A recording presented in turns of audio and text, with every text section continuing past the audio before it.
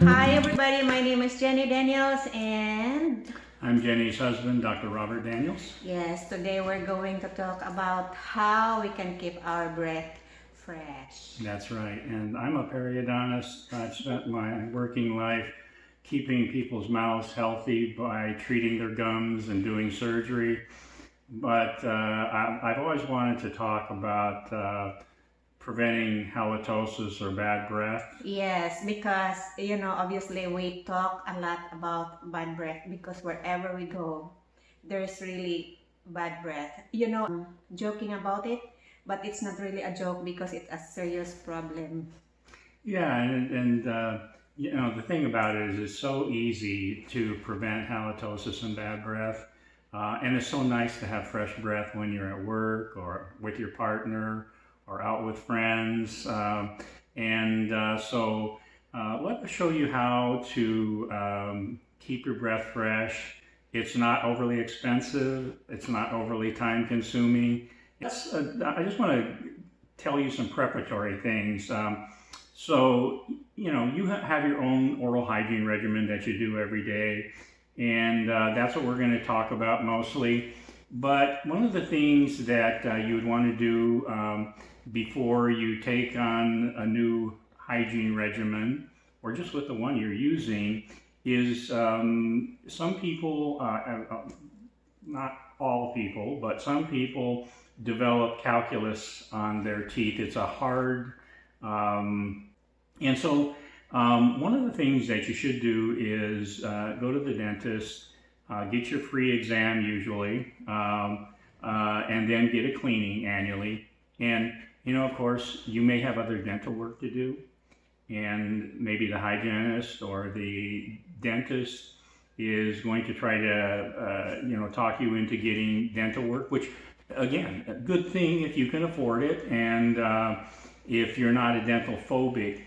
But the one thing you definitely want to do is get your annual cleaning or twice a year cleaning, because that calculus you can't clean with floss or with a toothbrush. And so, yeah, lots of people are in that situation, but we're not talking about that right now. It is true. I mean, you're going to bump into bosses and fellow students and fellow workers and even people in your family that have chronic bad breath. We call it halitosis as dentists, if that's the case. So how about the people that cannot even afford to go to the dentist? If you can't afford it, then just listen to this lecture and do the best you can with your oral hygiene regimen at home. Especially the parents, to their children. Yeah, so even if you are unable to go to the dentist, this will help you to keep your breath fresh and also to prevent further damage to your dentition. So the other thing I wanted to talk about is the places that cause bad breath or halitosis in your mouth. So everybody knows that their teeth, around their teeth and their tongue are places where bacteria can form and cause bad breath, especially between your teeth, because the bacteria that cause bad breath are usually what we call anaerobes or facultative anaerobes. It just means that those bacteria can survive in an environment without oxygen. So they're tucked down in the space right at your gum line around your tooth, and that's called the sulcus gland. Even in small quantities, they can cause bad breath. And so you really want to do and learn how to do a good job of flossing and then brushing your tongue. And that takes some practice. So the other place is your sinus. And your sinus communicates with your oral cavity. And so your sinus is lined by mucosa. And if you have like chronic allergies. Oh, that's me. Yeah, and it was me at one time too. If you have chronic allergies, what happens is your mucus or your mucosa is inflamed. And an inflamed mucosa is a very good place for bacteria to grow and fungus. So the other thing besides your oral cavity is your sinus, and we have some very, very good tools, simple tools, inexpensive tools to clean your sinus. You know, the Taoist monks would wake up every morning, and one of the first things they would do would be to rinse their sinus more readily.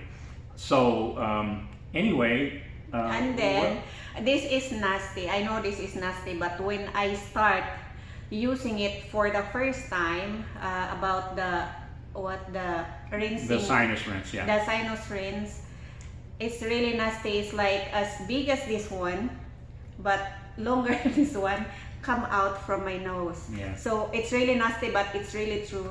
And then, did I have bad breath before? That was one of my favorite movies, Alien, and I think that she had a little baby alien out there. But anyway. No, I have bad breath before. Yes, and my wife did have bad breath, more than she had to. And you know, since she was married to a periodontist, of course, you know, I had. Because obviously me, I just learned about floss. I think I'm already 30 years old. So it's like, you know, children's hygiene, and I am the good example with that because, you know, I almost lost all my teeth, and now my husband replacing it at very, very expensive.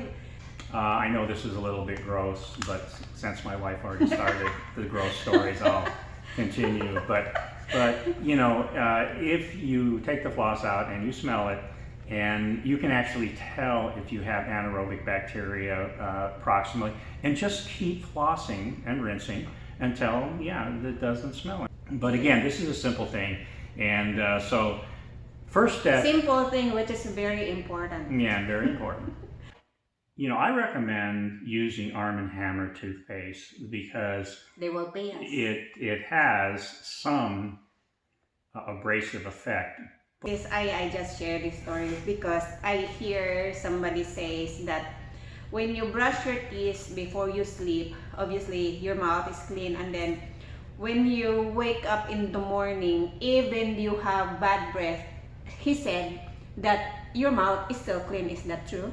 Not exactly. No, anytime you have bad breath, it's because of bacteria, either in your sinus or around your teeth or in your on your tongue.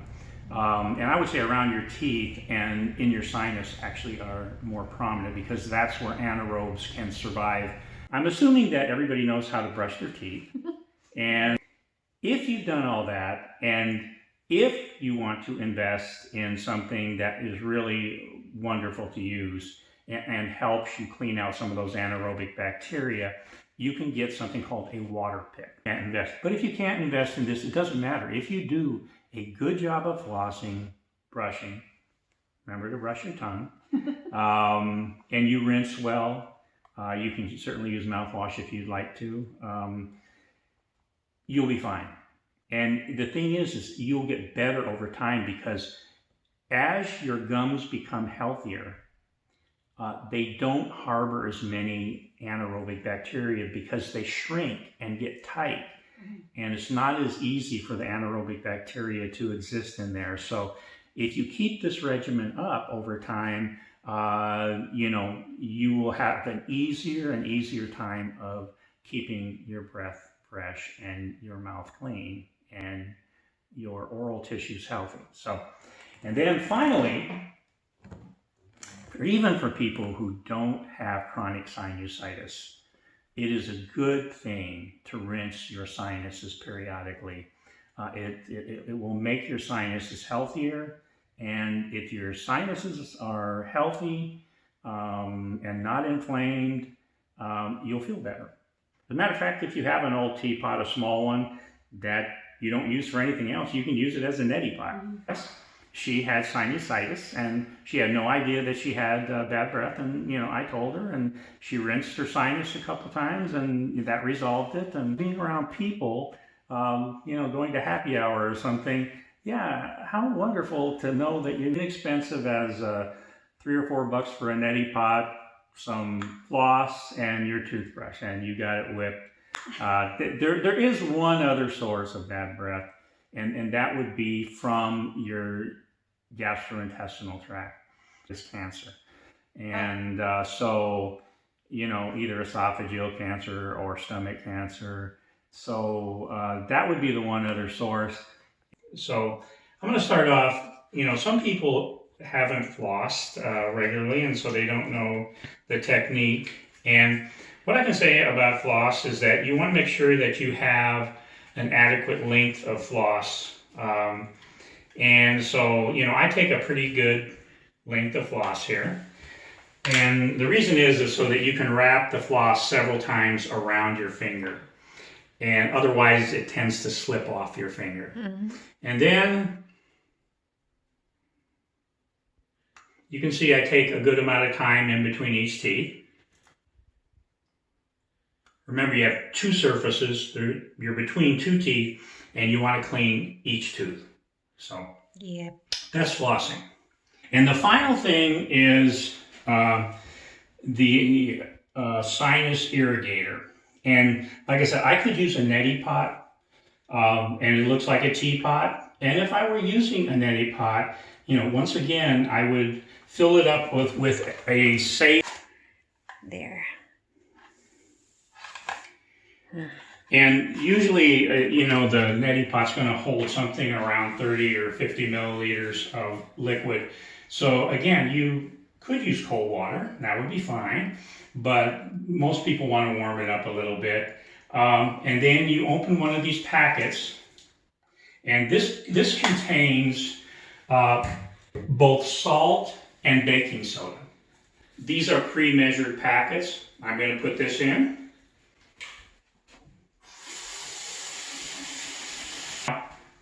There are other solutions for this that you can buy in the store that can contain things in addition to salt or baking soda, but this is certainly fine.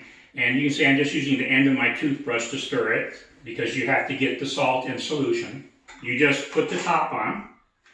And the same thing with the irrigator, you kind of want to have it up to your nose when you turn it on and turn it off when you have it away from your nose. But what's going to happen is the solution is going to go up, enter your sinus. It's actually going to cross over to your other sinus and then come out your other nostril or in your oral cavity.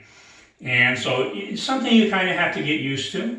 As I said, if I had a neti pot, I would turn my head sideways a bit and pour the neti pot in like this, and that takes a little bit of practice too. Okay.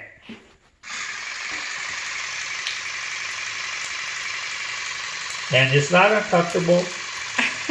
It's for some people it's might, but I've been using this for so long, of course. You can do that on one side of your sinus, and you can flip it over before it's empty. And then, you can see it keeps draining out my nose here, but anyway, then you could fill it up again. You could do the other side, especially if you're having some sinusitis because it's allergy season. And I do this, for me, I can do this virtually every day. And my sinuses don't become dry, but some people's they become dry and they actually could bleed because they essentially dry out. But do it with the frequency that you're comfortable with. And like I said, it's helping your overall health. If you have sinus headaches, if your sinuses are swollen, this is only going to help. Okay guys, that is for today, and please don't forget to subscribe, like, and please share this video. This is very important for everybody.